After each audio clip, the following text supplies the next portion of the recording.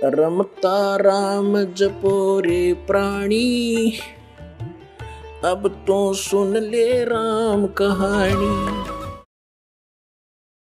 और ये परहेज कौन कौन से हैं?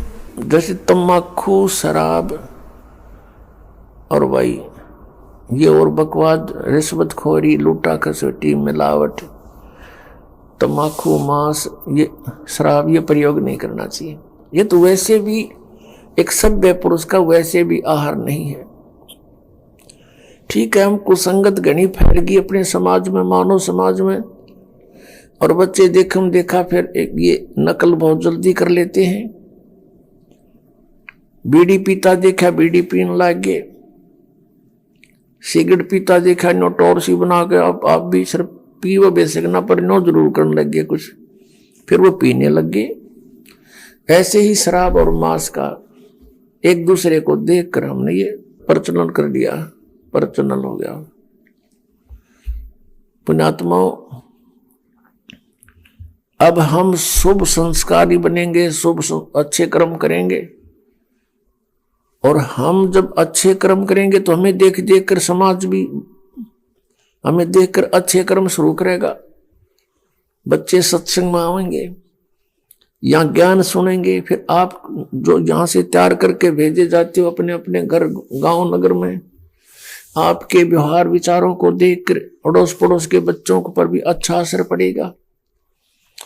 तो एक समाज भी सुधरेगा और कल्याण भी होगा।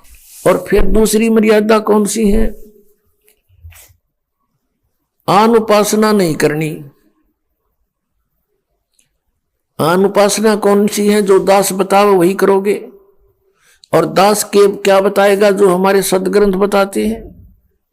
ये दास एक टीचर है, आप विद्यार्थी हैं, और इस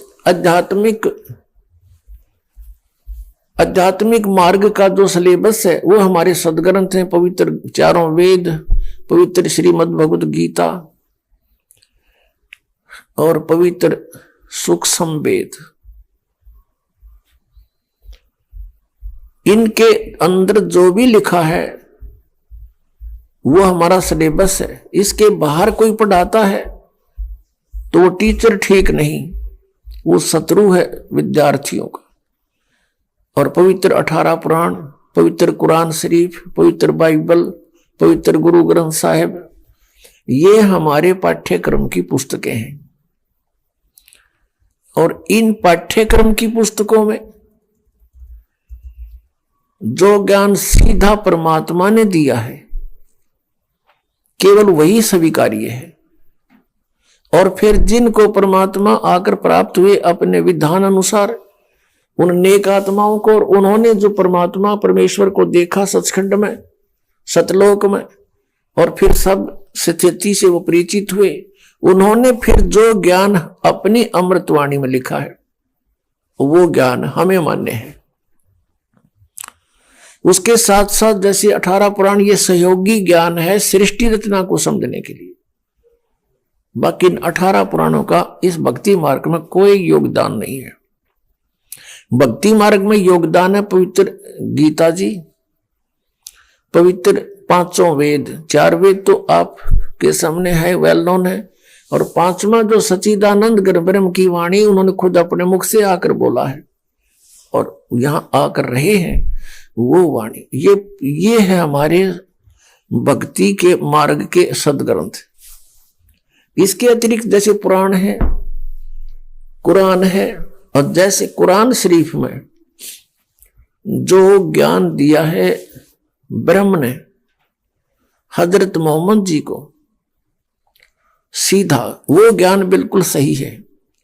उसके अतिरिक्त किसी फरिश्ते ने प्रवेश करके बोला है तो फरिश्ते की आदेश हमें स्वीकार्य नहीं, केवल परमात्मा का जो ज्ञान है वही हमें स्वीकार्य है। जैसे पुराणों के अंदर ब्रह्मा जी ने अपना अनुभव, कुछ वेदों का ज्ञान मिक्स, और कुछ पूर्ण परमात्मा ने आके जो उसे डिस्कस की थी वो ज्ञान ले लिया थोड़ा सा, तो वो ज्ञान कंप्लीट ना स्वीकार किया कबीर परमेश्वर वाला।